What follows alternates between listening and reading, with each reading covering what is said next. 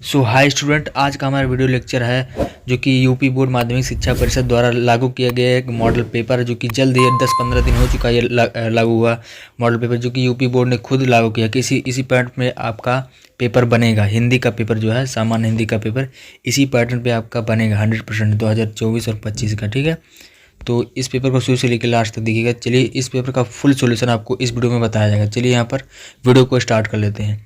तो यहाँ पर सबसे पहले आपको पता ही होगा 3 घंटे 15 मिनट का टाइम दिया जाता है और इसका पूर्णांक होता है 100 नंबर का, यानी 100 नंबर का ये क्वेश्चन पेपर दिया जाता है। फिर यहाँ पर नोट में इसमें पढ़ जाते हैं। प्रारंभ के 15 मिनट परीक्षार्थियों को प्रश्न पत्र पढ़ने के लिए निर्धारित है। दूसरा हमारा इस प्रश्न में 2 खंड है, दोनों खंड के सभी प्रश्नों में उत्तर देना आवश्यक है। सबसे पहला खंड का आ जाता है पहला भाग। खंड का में पहला क्वेश्चन दिया गया बहुविकल्पीय क्वेश्चन, उक्त व्यक्ति प्रकरण के रचनाकार कौन है। उक्त व्यक्ति जो है वो प्रकरण के रचनाकार कौन है, तो पहला ऑप्शन है गोकुलनाथ, दूसरा दामोदर शर्मा, तीसरा नाभादास, चौथा मुंशी सदा सुखलाल। तो ये आपका जो सेकंड ऑप्शन दिख रहा है तो करेक्ट ऑप्शन हो जाएगा दामोदर शर्मा। अगला हमारा MCQ क्वेश्चन दिया है भारतेंदु युग की पत्रिका है। भारतेंदु युग की पत्रिका कौन है, तो कवि बच्चन सुधा, पहला वाला ऑप्शन करेक्ट हो जाएगा। अगला क्वेश्चन है क नंबर का, हिंदी गद्य साहित्य के द्वितीय उत्थान का प्रारंभ हुआ। द्वितीय उत्थान का प्रारंभ कब से कब तक हुआ, तो यहाँ पर आपका 1938, चौथा वाला option is the correct option. अगला क्वेश्चन यहाँ पर दिया है तो ये काफ़ी इंपॉर्टेंट है जो कि यूपी बोर्ड माध्यमिक शिक्षा परिषद प्रयागराज द्वारा यहाँ पर जारी किया गया है, जो कि ऑफिशियल मॉडल पेपर जारी किया। तो इसका पूरा फुल सोल्यूशन इस वीडियो में बताया जाएगा। तो यहाँ पर सेवा सदन की रचनाकार कौन है। सेवा सदन की रचनाकार कौन है, ज्ञानेंद्र, अज्ञेय, प्रेमचंद्र, हरिकृष्ण प्रेमी।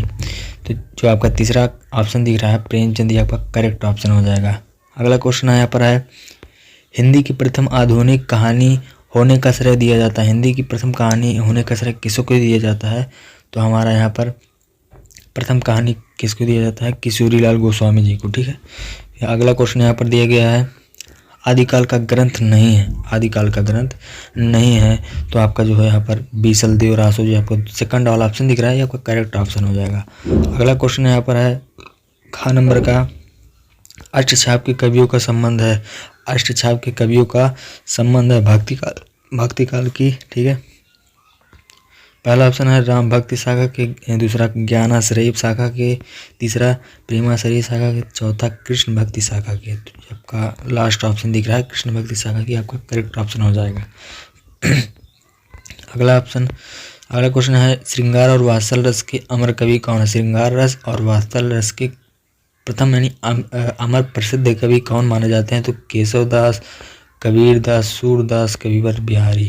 तो आपका थर्ड वाला ऑप्शन जो दिख रहा है सूरदास, आपका करेक्ट ऑप्शन हो जाएगा। अगला क्वेश्चन है चांद का मुंह टेढ़ा है रचना किस विधा की है। तो ये किस विधा की रचना है, तो आपका काव्य हो जाएगा। पहला वाला option is the correct option. ठीक है, इसको आप जरूर से तैयार करके जाइएगा अपने बोर्ड एग्जाम में। तो यहाँ पर लास्ट यहाँ पर MCQ क्वेश्चन है कबीरवाड़ी के डिक्टेटर कथन किसका है, तो आचार्य हजारी प्रसाद द्विवेदी जी का। पहला option is the correct option.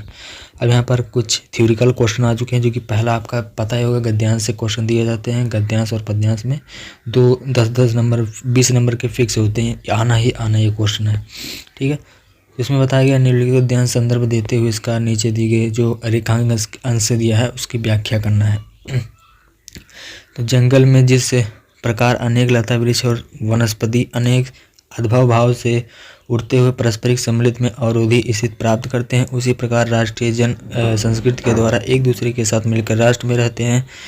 जिस प्रकार जल की अनेक प्रवाह नदियों के रूप में मिलकर समुद्र में एक रूपता प्राप्त करते हैं, उसी प्रकार राष्ट्रीय जीवन की अनेक विधियों में राष्ट्रीय संस्कृति में समन्वय प्राप्त करते हैं। समन्वय युक्त जीवन राष्ट्र का सुखदायी रूप है। ठीक है, इसको पढ़ना अच्छे तरीके से और आपको इमेजिंग कर लेना अपने दिमाग में किस पार्ट से लिया गया और किस लेखक ने इसका ये जो है पंक्ति ये लिखा है, तो आपको ये जान लेना है। ठीक है, तो आपको दो ऑप्शनल में करके दिया जाता है, ऑप्शनल में दिया जाता है, एक अथवा करके दिया जाता है, एक पहला दिया जाता है। ठीक, दोनों में से केवल एक को आपको हल करना है। ठीक, अगला क्वेश्चन यहाँ पर तो इसमें आपको ध्यान देना है, सबसे इम्पोर्टेंट होता है गद्यांश ये किसके द्वारा लिखा गया और ये किस पार्ट से लिया गया, बस इसी आपको मालूम होना चाहिए, बस इस क्वेश्चन को सॉल्व हो जाएगा। 20 नंबर आपके हाथ में। अगला क्वेश्चन यहाँ पर है पद्यांश तो आधारित क्वेश्चन तो यहाँ पर पहला दिया गया है 10 नंबर का है। 5 नंबर यहाँ पर रेखांश की व्याख्या, 2 नंबर यहाँ पर संदर्भ के लिए दिए जाते हैं। यहाँ पर दिया गया नील परिधान बेश सुकुमार, ठीक है, ये वाला आपका पंक्ति दिया गया। तो ये पंक्ति किस कवि के द्वारा लिखा गया और किस पाठ से लिया गया है। फिर यहाँ पर अथवा करके दिया नहीं और ऑप्शनल में दिया है, तो दोनों में से केवल एक को सॉल्व करना है, नंबर पूरे में पूरा मिल जाएगा 10 नंबर। अगला क्वेश्चन आज 55 नंबर क्वेश्चन दिया गया है, निम्नलिखित में से किसी एक लेखक का जीवन परिचय देते हुए कृतियों का उल्लेख कीजिए। तो यहाँ पर बहुत सी जगहों पे दिया जाता है मतलब जो सामान्य हिंदी वाले हैं उनके लिए साहित्यिक परिचय दिया जाता है, और जो केवल हिंदी वाले हैं उनके लिए जीवन परिचय दिया जाता है, उनका जन्म मृत्यु, ठीक है।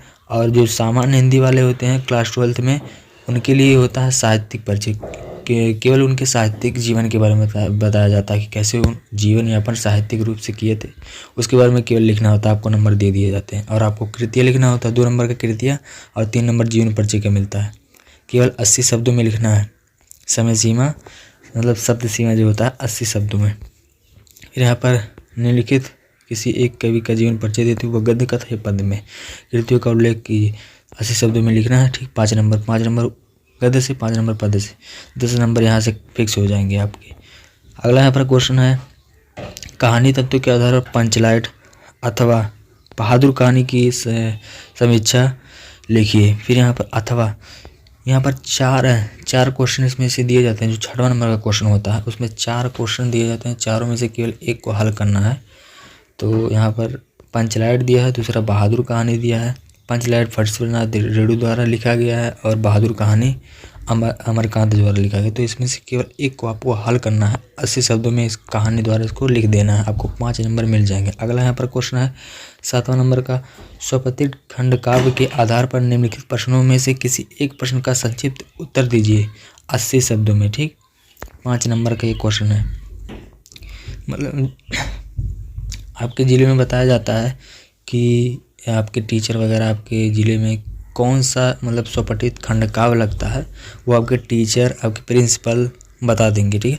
तो आपको उसी प्रकार से वही खंड काव्य तैयार कर लेना। तो हमारे यहाँ पर सिद्धार्थनगर बांसी में मतलब लगता है हमारा डिस्ट्रिक्ट, तो हम लोग यहाँ पर श्रवण कुमार का जो होता है, श्रवण कुमार का जो खंड काव्य होता है वहाँ पर हमने लिखा जाता है हम लोगों का। यहाँ पर देखिएगा क्वेश्चन दिया गया श्रवण कुमार के खंड काव्य पर आधारित प्रधान पत्र पर चरित्र चित्रण लिखना है, ठीक, उनके बारे में लिखना है। और यहाँ पर अथवा करके क्वेश्चन दिया जाता है, ये तो उसके जो सर्ग होते हैं 9 सर्ग होते हैं, 9 सर्ग में से केवल एक सर्ग पूछ लेगा और यहाँ पर उसका पूछ लेगा चरित्र चित्रण, ठीक है। दोनों में से केवल एक को हल करना है।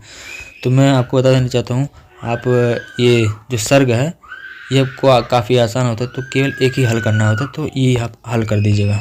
अगला क्वेश्चन यहाँ पर है खंड का, तो खंड का समाप्त हो चुका है, खंड खा आ चुका है। तो खंड खा में यहाँ पर पहला 8वां नंबर का क्वेश्चन है निम्नलिखित संस्कृत गद्यांश का संदर्भ सहित हिंदी में अनुवाद करना है, ठीक। ये तो फिक्स होता है क्वेश्चन, संस्कृत खंड काव्य से क्वेश्चन दिया जाता है जो कि गद्य से दिया जाता है। मतलब ये जो पंक्ति दिया है इसका आपको गद्यांश लिखना है और इसका अनुवाद करना है, ठीक। 7 नंबर का काफ़ी इंपॉर्टेंट क्वेश्चन होता है। तो मतलब 2 पंक्ति दिए जाते हैं, एक पंक्ति ये हो गई, एक पंक्ति ये हो गई, दोनों में से केवल एक को हल करना है, उसका संदर्भ लिखना है, मतलब कौन से पाठ से लिया गया और उसका अनुवाद कर देना है हिंदी में। ये संस्कृत में दिया, इसका हिंदी में अनुवाद कर देना है। अगला क्वेश्चन खा नंबर का श्लोक रिलेटेड क्वेश्चन होता है जो कि ये भी 7 नंबर का होता है। 7 नंबर आपका गद्य से दिया जाता है और 7 नंबर श्लोक वाले सेक्शन से दिया जाता है। 7 14 नंबर का एक क्वेश्चन आपका तैयार हो जाता है संस्कृत खंड से, तो आपको इसको जरूर से तैयार करना है। अगला यहाँ पर क्वेश्चन 9वां नंबर का निम्नलिखित में से किन्हीं 2 का संस्कृत में उत्तर दीजिए। मतलब ये 4 दिए गए हैं, 4 पंक्ति, ये चारों में से केवल 2 को हल करना है, आपको 4 नंबर मिल जाएंगे। तो पहला है पर संस्कृत साहित्य प्रमुख्यम काव्यों के शांतिम, तो मतलब इसका हिंदी में अनुवाद कर देना, आपको 2 केवल करना है। 4 दिए, चारों में से केवल 2 को हल करना है। फिर यहाँ पर 10वां नंबर का क्वेश्चन है श्रृंगार रस अथवा करुण रस की परिभाषा लिखकर उसका उदाहरण दीजिए। 2 नंबर ये पक्का हो गया। फिर यहाँ पर अगला खा नंबर है श्लेष अलंकार और दृष्टांत अलंकार की परिभाषा लिखिए और इसका एक उदाहरण दीजिए। फिर अगला छंद से ये रस छंद अलंकार एक तो फिक्स होता है, ये तो फिक्स होता है क्वेश्चन, ठीक है। तो इसको आपको तैयार करना है। चौपाई चंद और दोहा चंद की परिभाषा उदाहरण, यानी 2 + 2 + 2 यानी 6 नंबर यहाँ से कंप्लीट हो जाते हैं आपके रस छंद अलंकार से। तो इसको ये बहुत इंपॉर्टेंट क्वेश्चन है, तो इसको तैयार करके अपने बोर्ड एग्जाम में जाइएगा, ठीक है, जो कि काफ़ी सालों से ये सब पूछा जाता है, आपको पता ही होगा, ठीक है।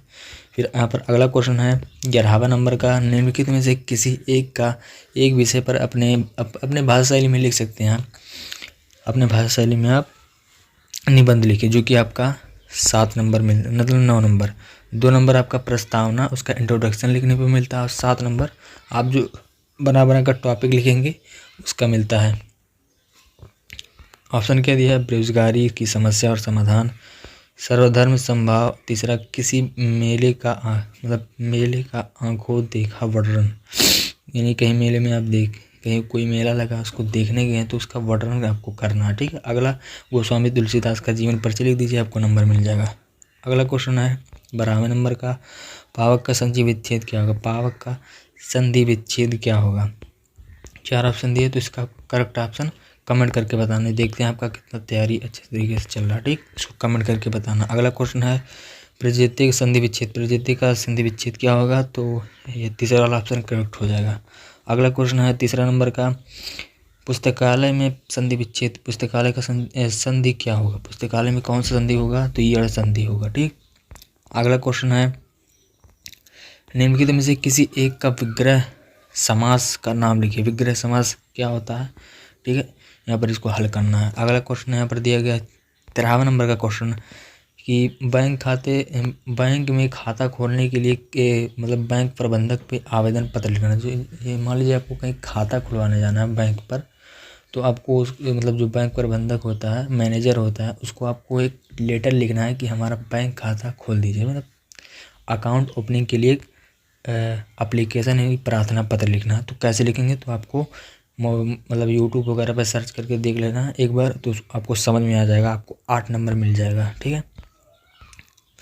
अथवा करके मतलब 2 ऑप्शन दिए जाते हैं, अथवा करके दिए जाते हैं। तो अथवा करके दिया है क्वेश्चन, शहर में फैली संक्रामक बीमारी की तरफ से जिलाधिकारी का ध्यान आकर्षित करने के लिए आवेदन पत्र यानी प्रार्थना पत्र लिखिए। दोनों में से केवल एक को हल करना है। फिर यहाँ पर 14वां नंबर का क्वेश्चन क्या दिया है, निम्नलिखित में से किसी एक शब्द के धातु प्रत्यय योग स्पष्ट कीजिए। प्रत्यय से क्वेश्चन दिया गया है, इसका प्रत्यय आपको लिखना है, केवल एक का लिखना है, ठीक है। यहाँ पर अगला क्वेश्चन है निम्नलिखित में से किसी एक शब्द का प्रत्यय लिखिए। फिर यहाँ पर खा नंबर है रेखांकित पदों में से किसी एक पद में प्रयुक्त विभक्ति और संबंधित नियम का उल्लेख कीजिए, ठीक। तो यहाँ तक ये हमारा पेपर था, हिंदी का मॉडल पेपर 2025 का। तो अगर वीडियो अच्छा लगा तो आपको एक फ्रेंड के साथ ये वीडियो शेयर कर देना है।